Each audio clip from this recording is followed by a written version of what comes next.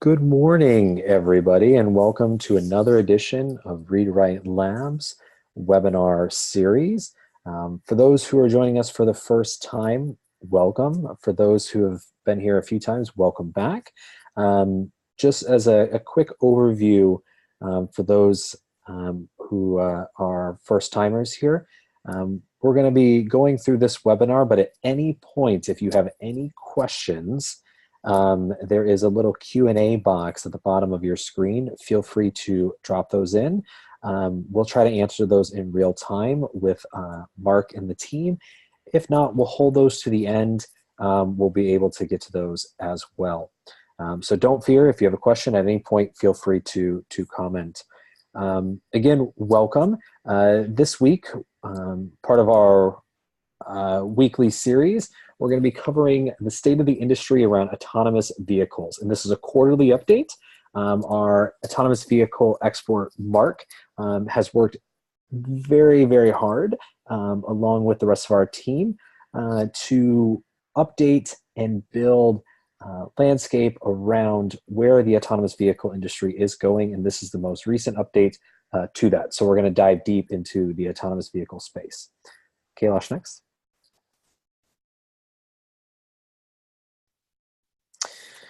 At ReadWrite Labs, we actually act as your research analyst for the Internet of Things, helping to provide you research around everything that's happening in the industry, to the companies, to the markets, to what's moving, what's not, and everything in between.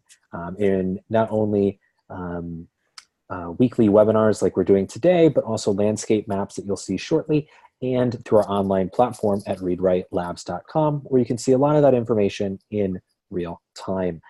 In addition, we provide access to our network of experts and partners, experts like Mark or myself and others, and partners such as corporations. In addition, we also provide weekly education around topics on how to build successful companies throughout the Internet of Things.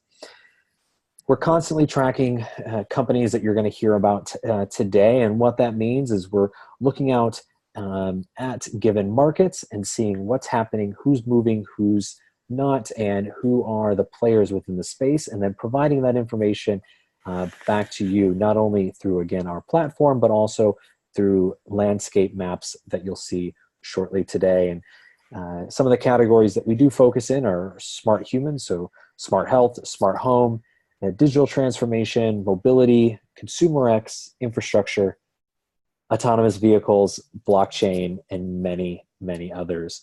We're very excited to have you guys all here today. Again, if this is your first time here, look at the Q&A box down at the bottom of your screen if you have any questions.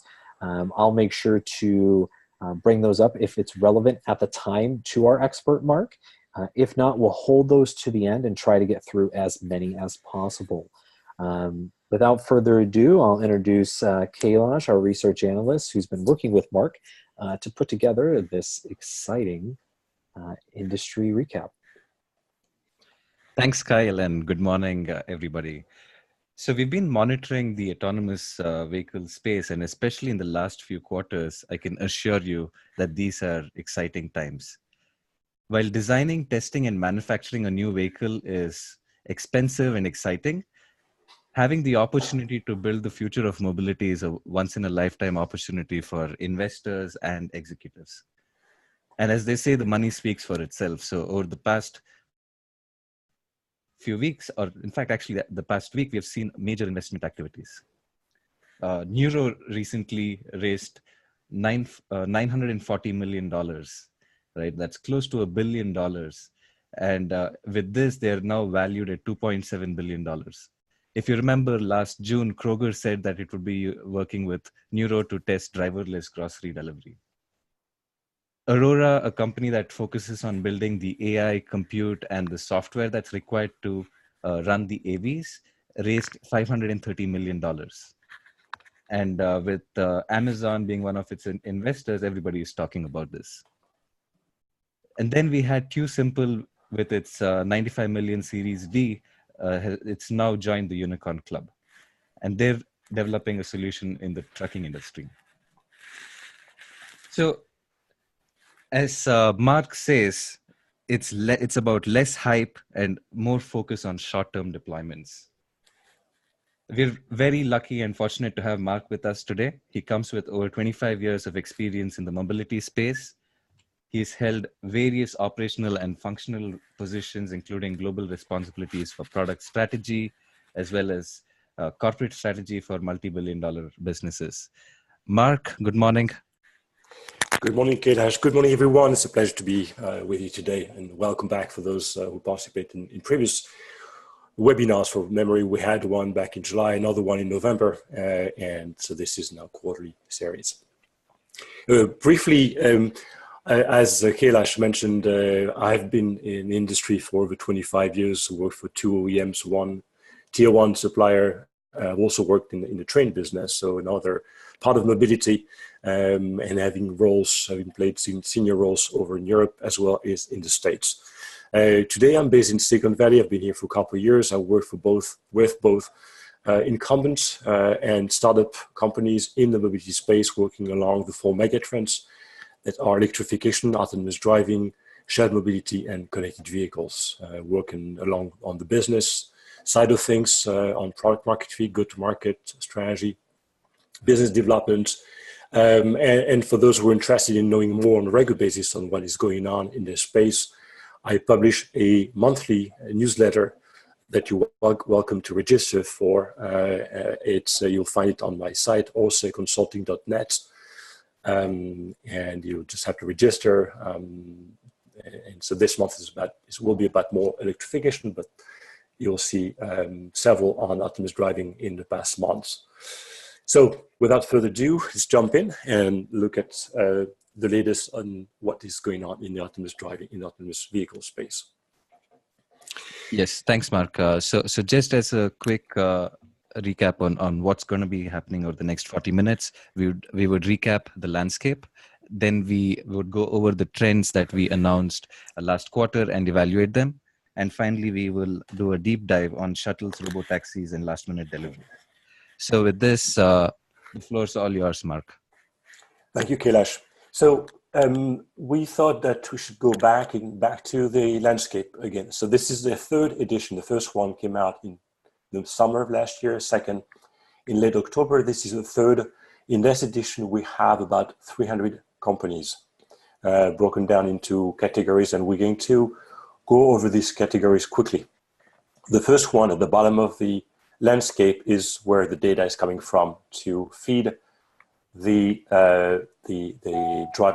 robotized driving. LiDARs and other sensors are really key to provide necessary information for the autonomous driving system to do its job. LiDARs are necessary for level 3 and above. We have, I understand there are more LiDAR companies. These are the key ones, and you will see in this space several incumbents such as Continental, Valeo, Veoneer, some of which have actually built the technology with startups. And you have a lot more startups in this space. You have one unicorn, as far as I know, Quantigy. Others are growing and gaining more funding on one side, but also spreading their wings in terms of technology. There are typically 2 types of technology in LiDAR. You have spinning solution and solid state. Spinning is what is today technically mature, and what Velodyne has been developing for the past 10 plus years, 15 years. And the solid state is the emerging technology, which is supposedly going to be cheaper. As far as other sensors, we have mainly cameras, radars, ultrasounds, and at the edge of this space, thermal cameras, which are less used. These are necessary for the lower levels of autonomy, namely, level 1, along with certain ADAS functions. Certainly, certainly for adaptive cruise control, that is necessary, but all the way to the top level, the level 5 autonomy, the camera and radars are expected to be necessary. Again, a few incumbents, more so because these are mature technologies. Companies like Valeo, again, Veoneer, Samsung, Continental, Magna have been in this space for some time.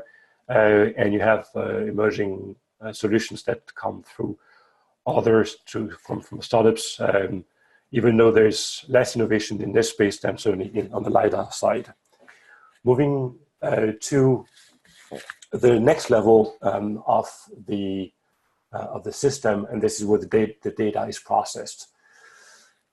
One side we have the compute platforms, basically where the data is processed to generate the understanding of the environment. So that's what's called perception, but also to do the prediction of what is going to happen, whether people are going to cross the road, whether this car is going to be gone by the time our car has come to the intersection and other things like that. Then the next level is path planning. And the last stage of what the compute platform does is the actuation, acceleration, braking, steering, signaling, and others. So this is the heart of the system, where we find NVIDIA as being the most advanced, the most omnipresent player here. At the same time, NVIDIA is selling its chipset to incumbent players such as Conti, Continental, ZF, or Veoneer. Among other chipset manufacturers, we have also Intel, sorry, which is working hard to catch up. And we have other chip makers such as NXP or Eon that are also bringing certain components to the platform. Other levels, other elements in terms of, I apologize for my voice. I'm going to mute for a second.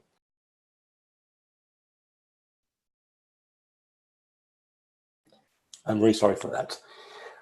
The data also needs to move around between the sensors, the compute power, and the actuators. For that, we have the box on the right-hand side, the onboard communication, where we find increasingly Ethernet networks on the vehicle. And the key elements here are switches and gateways that have to be both cyber secure, provide low latency, but also allow for high capacity of data. For memory, Intel indicated a couple of years ago that an autonomous vehicle would generate in the area of 4 terabytes of data per day.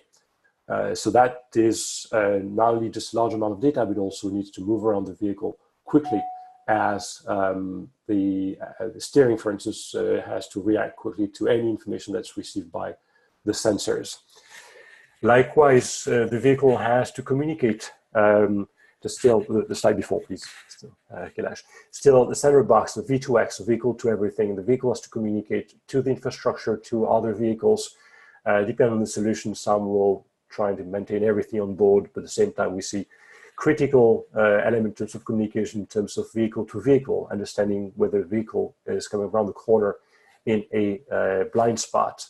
With that, we have two main technologies: a Wi-Fi based DSRC and the serial-based CV2X, and the equivalent in Europe with different wavelengths. And moving to the next boxes of the landscape, we have the software itself. Typically, there are different companies that develop the automotive stack versus the truck stack, even though there are a couple companies, namely Waymo and Uber, however long they're going to continue to develop their solution, which have been working on both sides of the table here. You see a lot more companies in the automotive side. You see very few incumbents. They have come late to the game. They don't have also necessarily the expertise to do that, or the resource in terms of software development. There's a lot of AI machine learning in that, and then it's not their strong suit. However, we've seen startups that have developing expertise. Kailash mentioned Aurora Innovation earlier, that raised $500 million early in the week, a few days ago, and not only Amazon pitched in, but interestingly, Shell, the oil major from Netherlands, also put money in the round. It's quite interesting. And then we have also the Lyft, Uber I mentioned, but similarly we have Yandex, the equivalent in Russia, that also developing systems. Didi is also putting money in that. China has pushed very hard. Baidu, for instance, is a major player, and they've assembled an ecosystem around them. We'll come back to that in a few minutes. So a lot of companies here expect to see an increasing number, and also a lot of those will drop out of the race because there's no room for everyone. On the truck side, this is, Kailash mentioned earlier, Too Simple, raised earlier, recently 95, raised 95 million.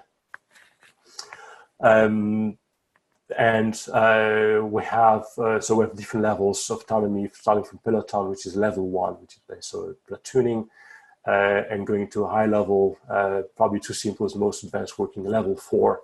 I expect to see level 4 solution that is geo-fenced autonomous driving on mainly on freeways for trucking come earlier than for cars, with then remote driving or a driver jumping in from the exit to the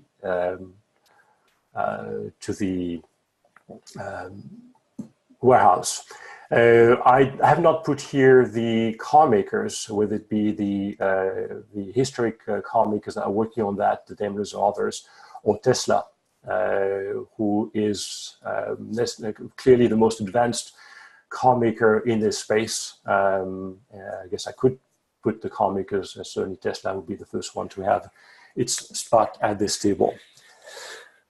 Moving on, other elements are necessary for this system to operate is localization and mapping. This is about figuring out where the vehicle is precisely by overlapping the image that the sensors generate and the map, the 3D high definition map that is stored on the vehicle and updated regularly with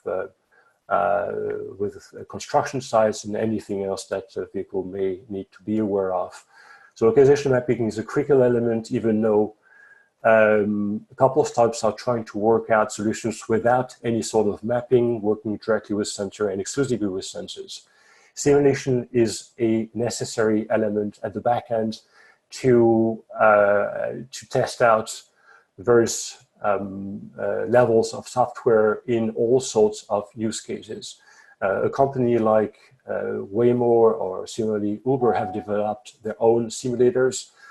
Supposedly Waymo has accumulated close to 10 billion miles on their simulation, in addition to the miles they're driving on the road, and they're probably at 10 to 12 million driven miles. And so the combination of miles on the road and miles on simulators are necessary in order to test in real life, but also test numerous number of scenarios.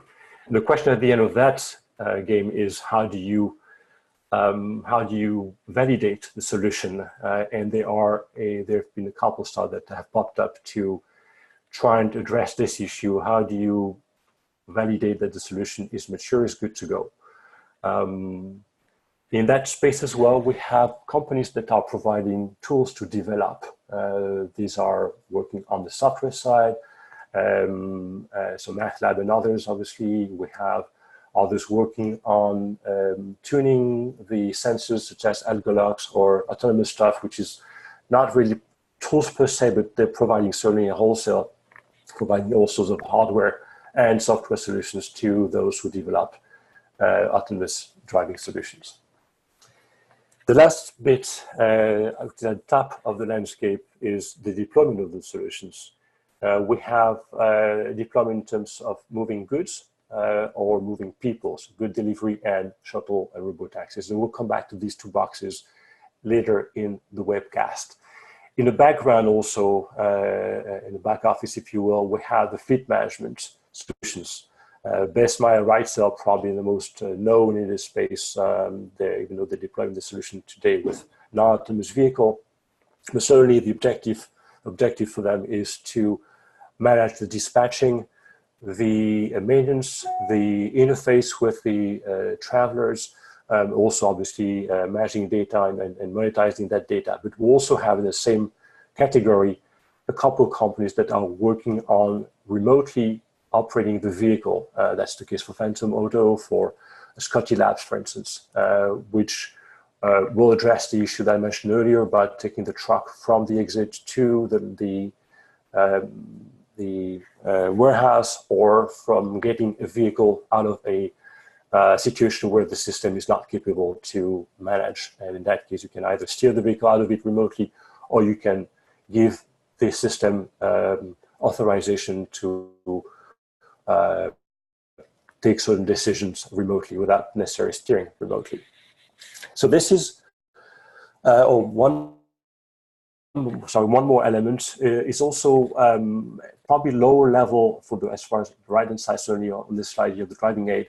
So it's understanding, addressing risk, lowering risk for drivers by monitoring what is going on in front of the vehicle with forward-looking camera, sometime and often combined with a driver-facing camera, and identifying situations where the driver is not looking at the road and or has forgotten to brake, where the vehicle in front of him or her is slowing down. So there are several companies. Nodo is probably the most known in this space. They've raised over $150 million last year with SoftBank.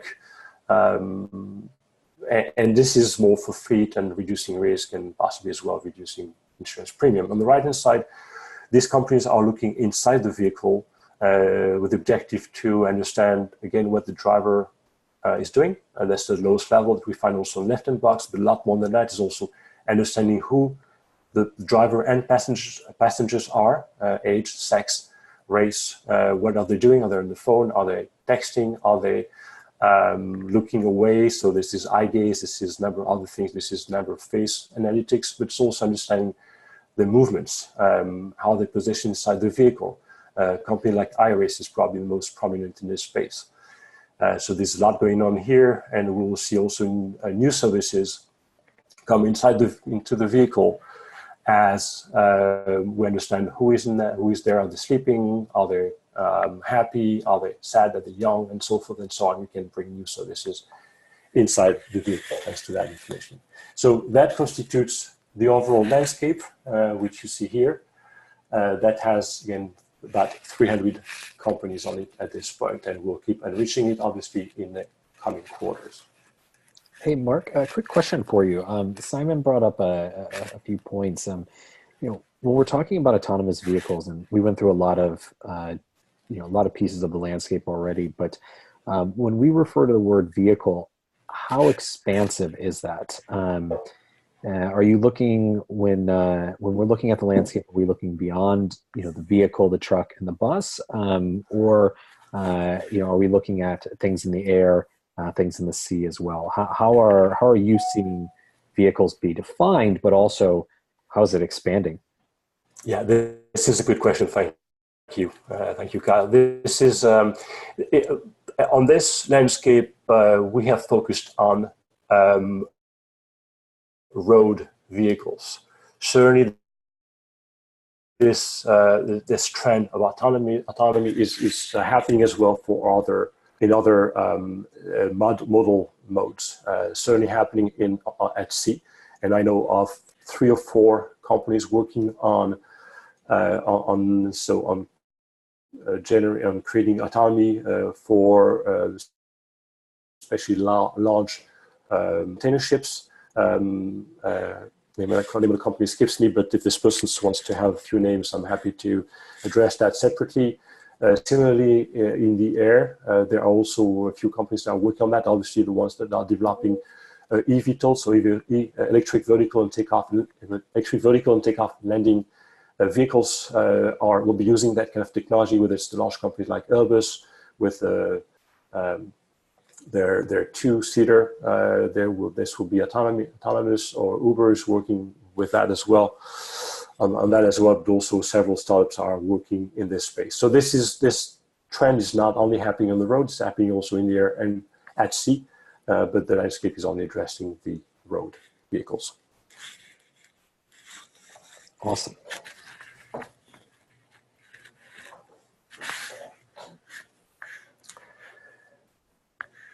So, Kailash, we go on? So just in case you're wondering, you would get an email with the landscape as well as the presentation. So we should send that to you after the presentation. Now let's look at some of the trends that we spoke about in the last update, especially around partnerships. Mark, can you talk to us a little bit more about what's happening with partnerships and other trends that we spoke about last quarter? In November. Yeah. In November, we talked about a trend that I observed, which is increasing number of partnership, not just vertical partnership, which are to be expected in a space that is being heavily disruptive, like automotive, vertical meaning between incumbents and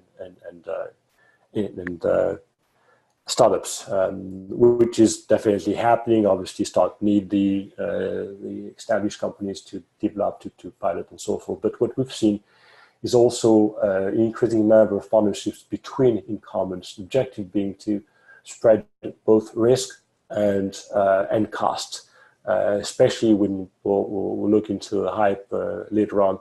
There's now the point at which we'll see deployment of level 4 is probably being pushed out versus what people were expecting even 12 months ago.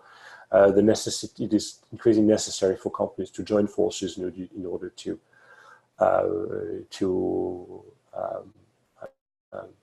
weather the huge investment that is there to develop. So the only update, a few updates we have here, the bottom left, bottom right, so we had a question mark last time, which is talks that were reportedly happening between the Renault, Nissan, Mitsubishi alliance.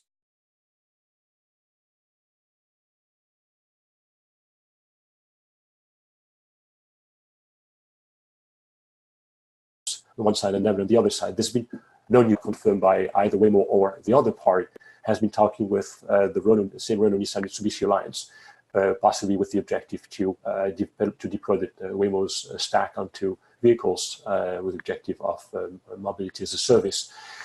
Moving to the next slide, please. So this is certainly one area that's new. And again, this is just a media report with no confirmation of either side.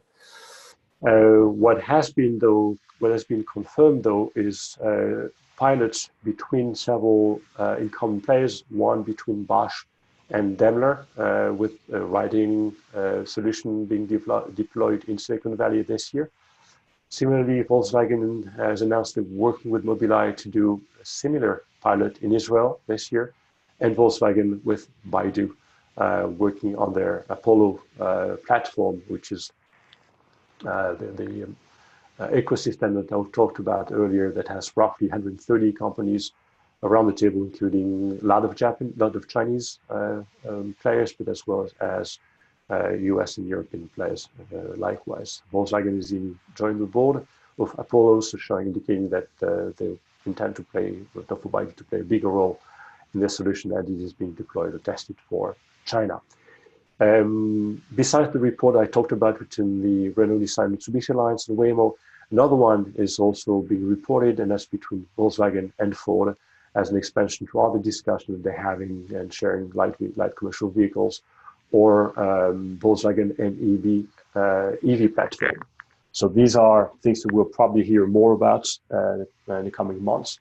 But these are the updates I can report at this point. Hey, Mark, which is the most impactful, would you say, for the industry? I mean, VW and Ford coming together is a pretty significant partnership, from the traditional automakers. But, VW joining Baidu and looking at testing and making a commitment to Asia. In what you've seen change in the past quarter, what do you think is probably the most significant of these partnerships and why? Well, one thing which is probably both a cause and a consequence is the fact that the autonomous driving stack is not going to be a differentiating factor. It's both a cause these companies assume that education by sharing the same platform. For instance, Volkswagen working with Baidu, which is developing that solution for a number of players, certainly Chinese, and with the hope that do the same thing for others. Volkswagen Ford, same thing, and if they forego their ability to develop their own solution, they will only be able to share that similar outcome. Awesome, great.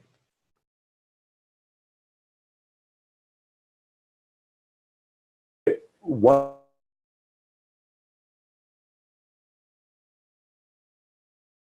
the driving robot to be adopted. Obviously, their point is to develop a platform that will sell to a number of OEMs. But I can see as well in the discussion we had after that there's, I mean, you can tune at the edge the behavior. It's in the end, safety is obviously paramount. It's something that anyone will expect. You can tune at the edge again, possibly the behavior more or less gentle or acceleration and things like that. But this is really the edge. Overall, it's about enabling autonomy, removing, freeing up the driver, enabling removal of the driver altogether. We see more and more of the shit. And part of these established companies don't have the resource, don't have necessarily the intention to spend the money, again, huge amounts of money for an unknown length of time, and accept that this will be shared technology with a shared outcome. And here, Marc. Yeah. No, please continue. Go ahead. Yeah.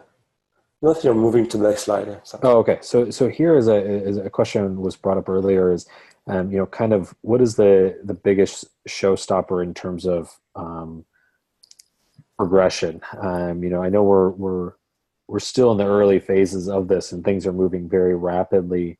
But what are you seeing as some of the biggest showstoppers that's helping us overcome, 18 to 2019 to 19 to 20?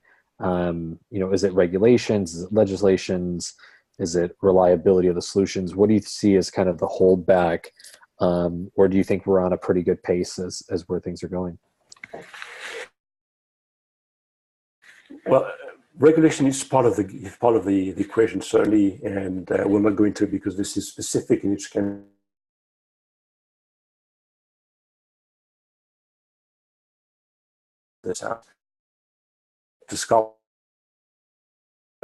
California allows for fully autonomous testing, and has been doing that. Two companies, I think, one company has been granted approval, Waymo, to operate without anyone behind the wheel. It's an actual operation. Arizona is allowing for that.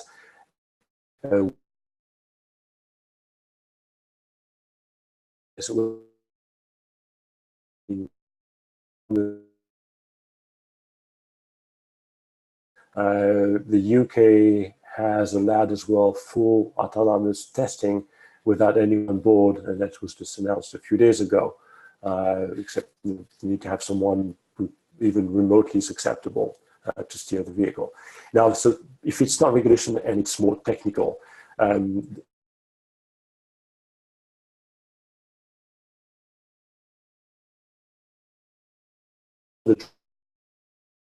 have to be in a vehicle where there's no one behind. So it's both, I guess, a technical element on the side of those who develop the solution, and also confidence on the part of the passenger. We've seen a number of tests done to assess how ready people are to be in the vehicle. And education needs to happen as well. A consortium named PAVE was announced at CES last month with the objective to help educate people and make that educate both people and also the regulatory bodies for that to happen faster. But I would say shorter term is more technology. Got it. So it sounds like it's a combination of things. So education is playing a very big role, because while the technology is being worked on behind the scenes, education for us as passengers or drivers, or formerly drivers moving into passengers, how it will work, how to act, how to kind of live in this autonomous world is something that sounds like it needs to happen more frequently for us to be able to be more comfortable, and therefore legislative and government regulations will actually adjust as well. So it sounds like it's a process that's all slowly coming together. Yeah, and just to add on, I think the mindset and culture shift is another key contributing factor when it comes to adoption. Right. Yeah. So a couple of points on the deployment. We've mentioned the Waymo. The only level 3 vehicle that has been announced to date, which is a feature on the Audi A8, was supposed to come in the market in 2018. My understanding, I'm based in Silicon Valley, but I still have good contacts in Europe, and I understand it's still not available there. I understand more for technical reasons, since this is allowed, whereas it's not in the US. In terms of delays as well, but more forward-looking delays. So we had Ford and BMW announcing availability of level 4 vehicles by 2021 in big fanfare. And this is not something that is being put forward as a message, certainly not at CES. So I suspect also that these companies are more humble. So I said humility and less hype are the key words here.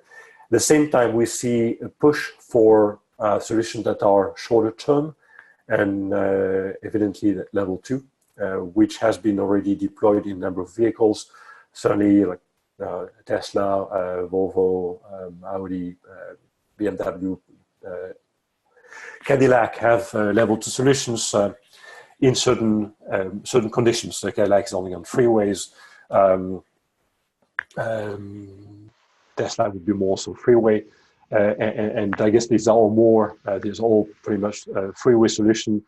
And we've seen as well at CES NVIDIA pushing what they call level 2 plus solution, which the plus meaning both a feedback to the driver as to the understanding the system has of the surrounding environment, and also monitoring of the driver to make sure that he or she keeps the eyes on the road, is aware of what's going on, and also has their hands on the wheel. So it's slightly more advanced augmented solution of augmented level 2 solution. At the same time, this is where the push is. I expect the push is going to be next month to gain experience, but as well to create revenue for those developing those solutions as we keep developing, and one keeps developing a higher level, possibly skipping at least for some the level 3. LiDAR, a couple developments we saw at CES, dome LiDAR by Velodyne that allows to see both from the ground to the sky, but also a solution that can be deployed in drones and other applications. So so less hype, more humility, and more shorter-term deployments, while companies are sharing resources to develop the next stages. I guess this would be the key message here. Moving on.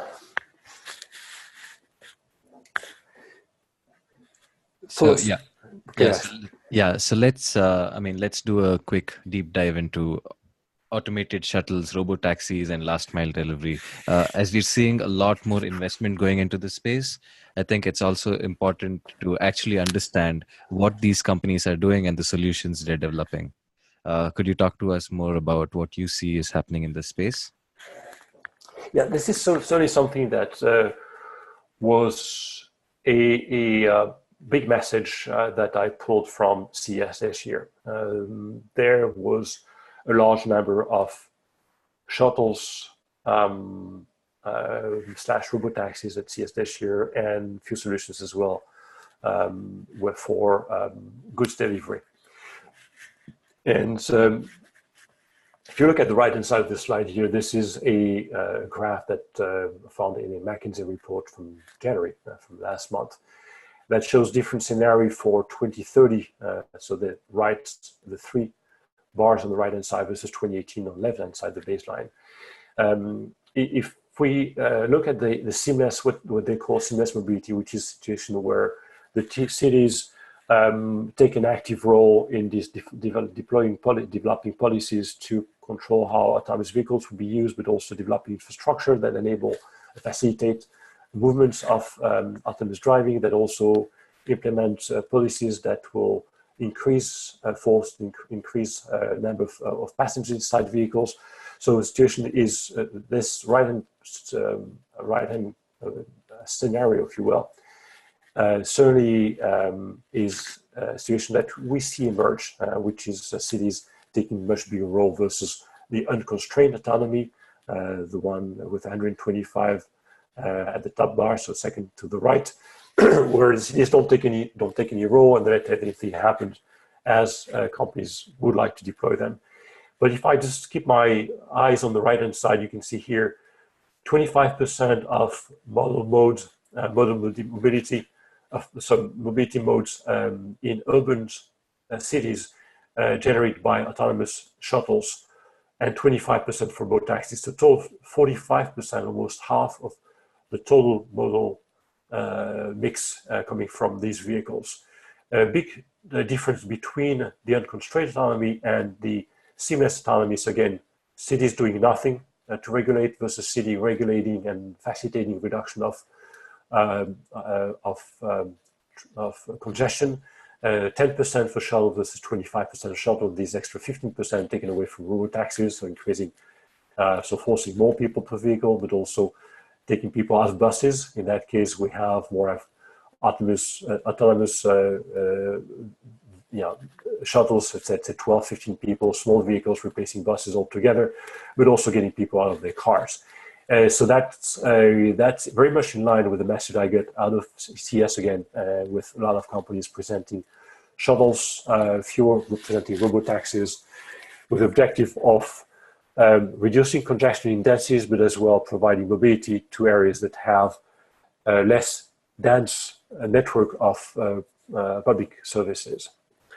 Waymo certainly along these lines launching Robo-taxi in Phoenix in December, and Cruise announcing that they would do the same by the end of 2019. We still have to see when exactly this is going to happen, in what shape and form. And Mark, a quick question on that.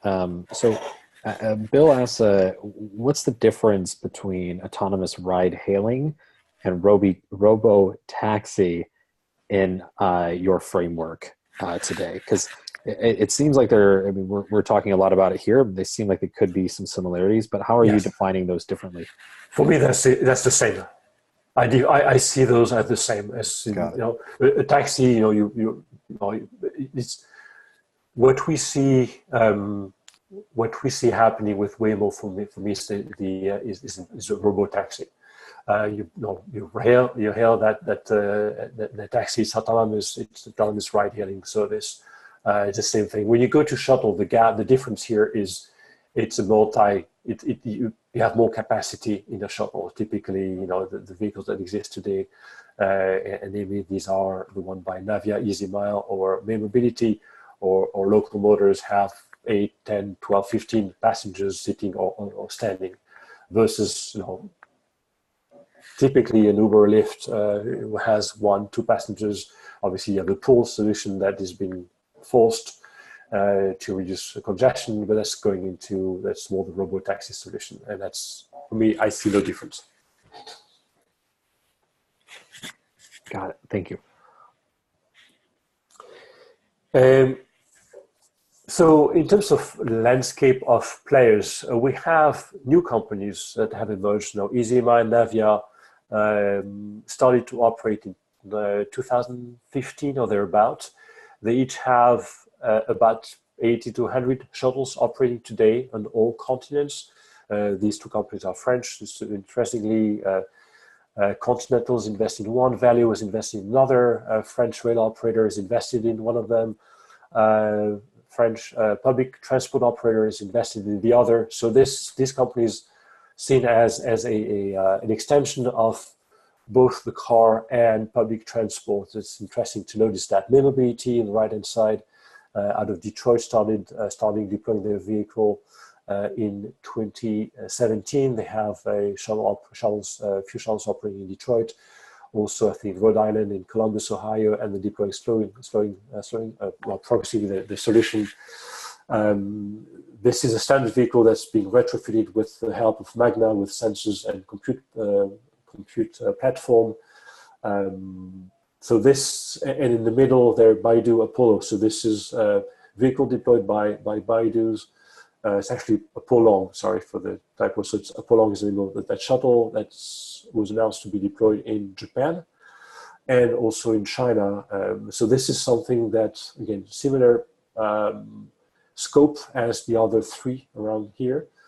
So high capacity, these vehicles typically are not fully autonomous.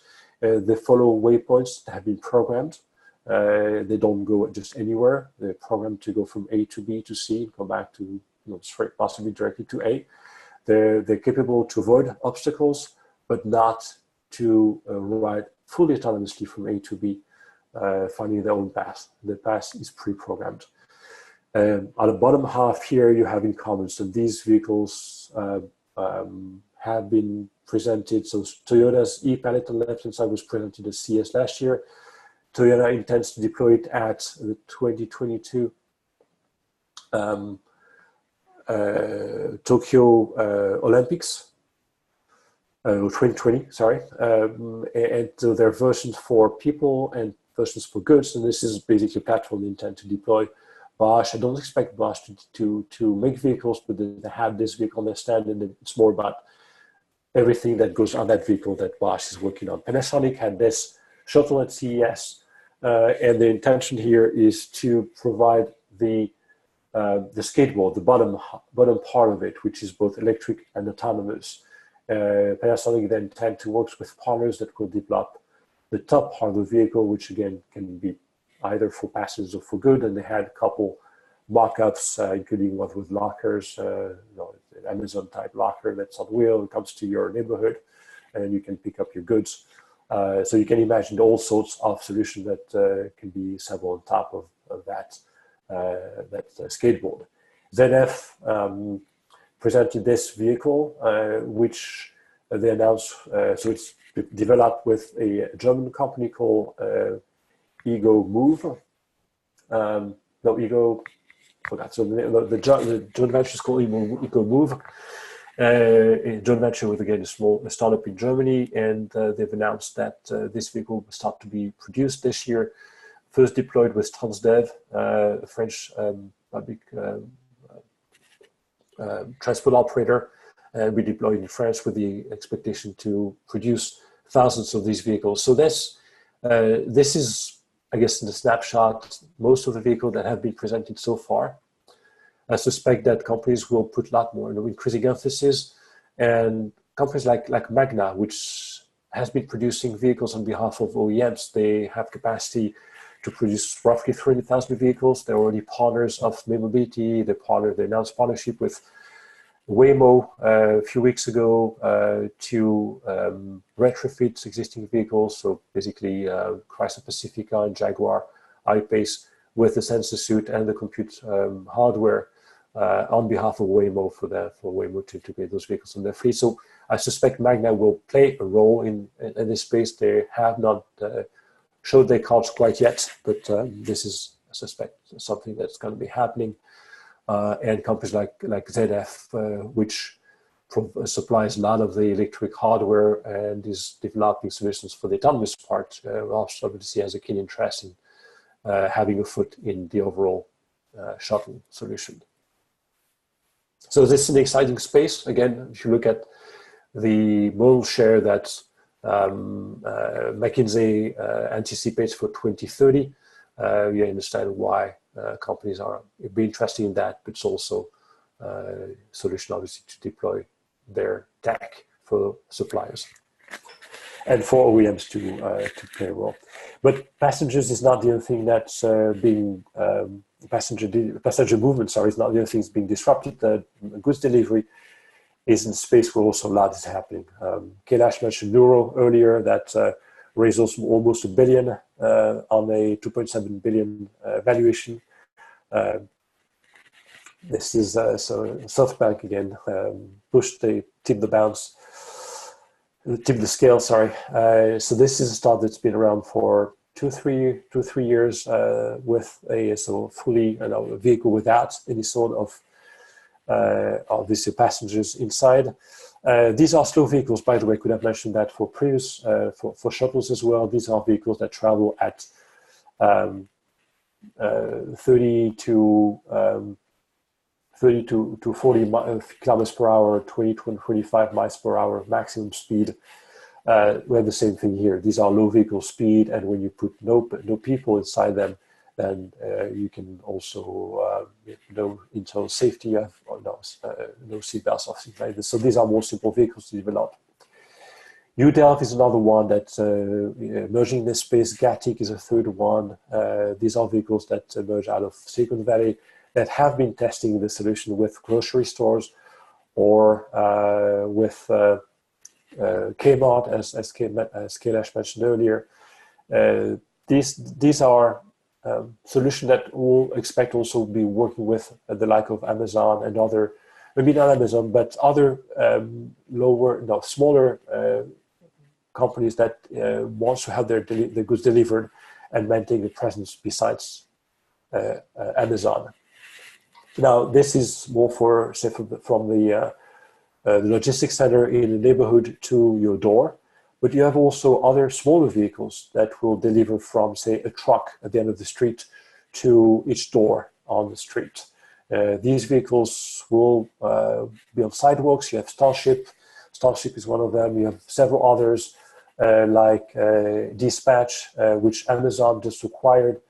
You have Marble, Roby, Boxbot. These are other companies developing similar solutions that go on the sidewalk. You can call them fridge on wheels, but these are small things that we see sometimes here on the streets in Silicon Valley. They will deliver goods to your door, and even Continental showed a concept, that operating concept, a CES, which is a four-legged animal, quote-unquote animal, that is capable to climb steps as well. So if you live at the third floor, then that thing is going to bring the package in front of your door even. So there's a lot of work being done here, mostly by startups, but Continental is playing with that, if you will.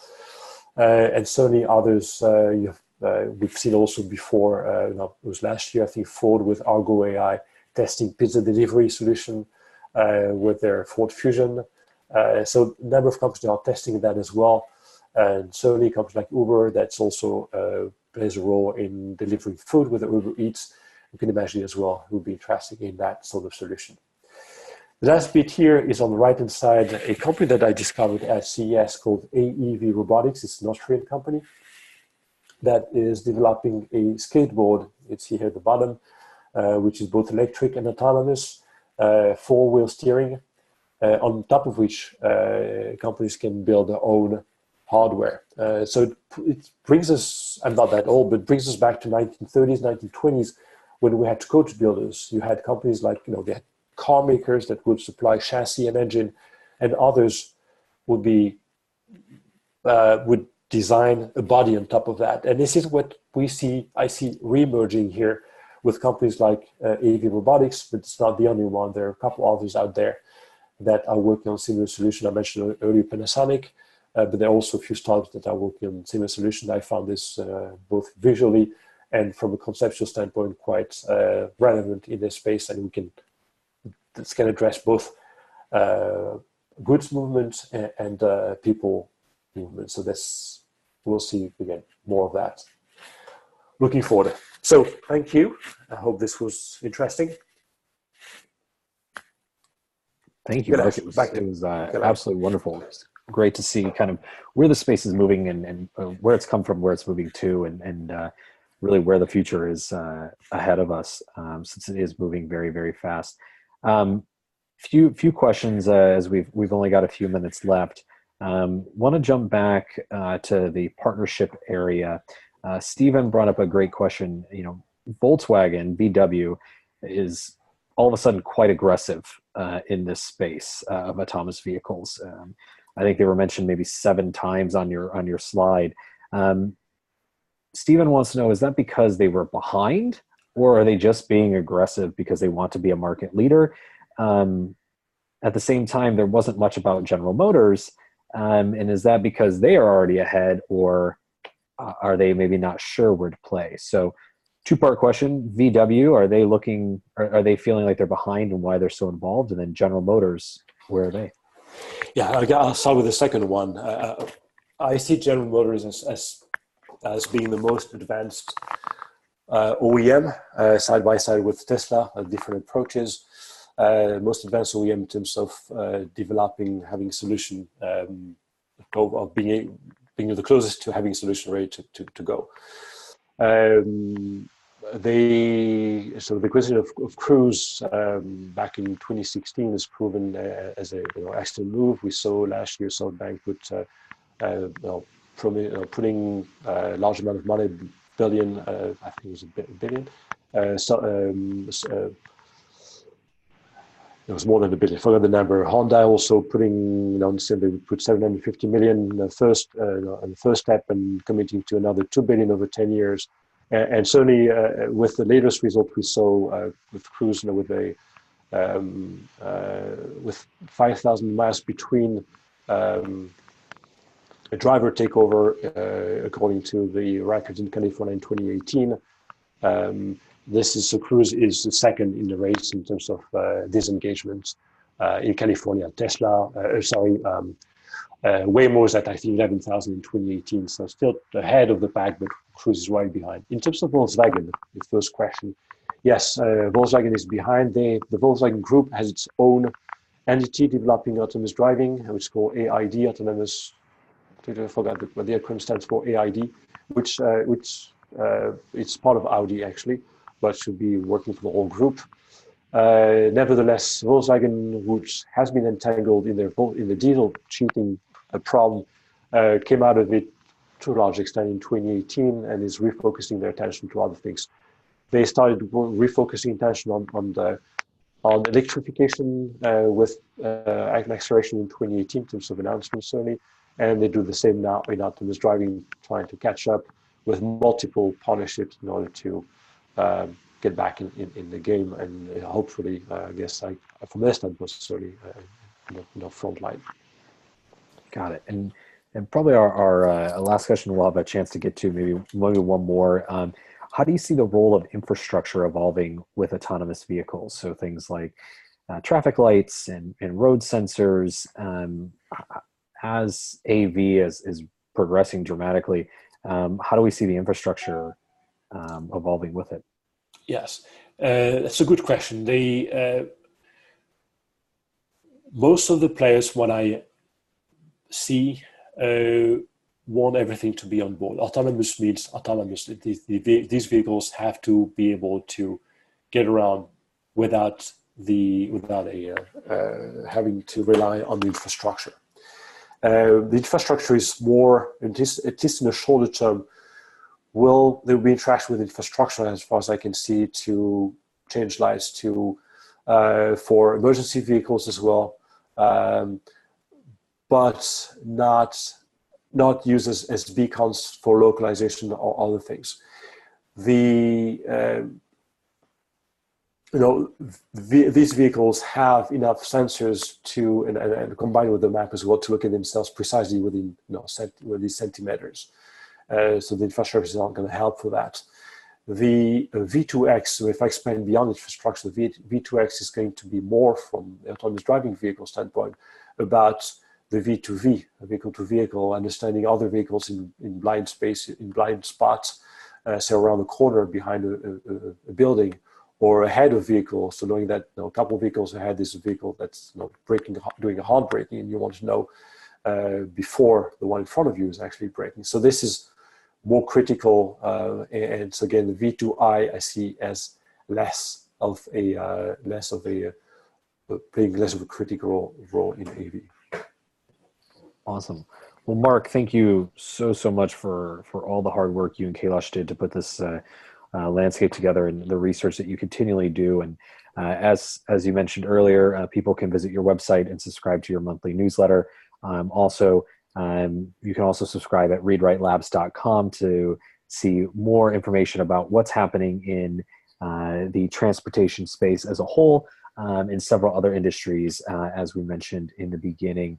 Also at readwritelabs.com, when you register, you'll be able to get access to this presentation, webinar, and the high-res version of the landscape. You will need to visit the website, readwritelabs.com, log in, and be able to download that. But we will send out an email recap here afterwards. Again, Marc, thank you very much.